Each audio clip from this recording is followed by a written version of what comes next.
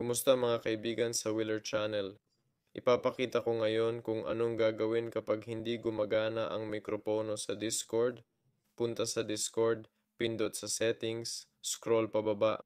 Dito, pindot sa Video Sounds. Piliin ang recording device. Sa akin, Fifi ni Mike. Sa inyo baka iba. Para malaman kung gumagana, i-check. Makikita mo kung okay. Piliin ang input mode, voice. Lagyan ng check dito at dito rin.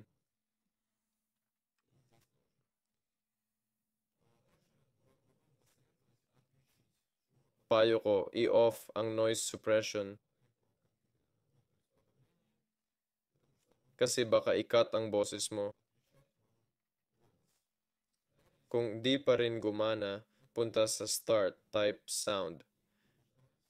Tingnan kung okay lahat.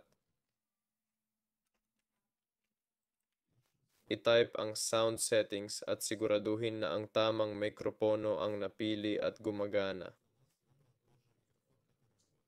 Makikita mo ito kapag nagsasalita ka, gumagalaw ang bar. I-click ito. Pwede ring tingnan ng sound panel para masigurado na gumagana ang mikropono.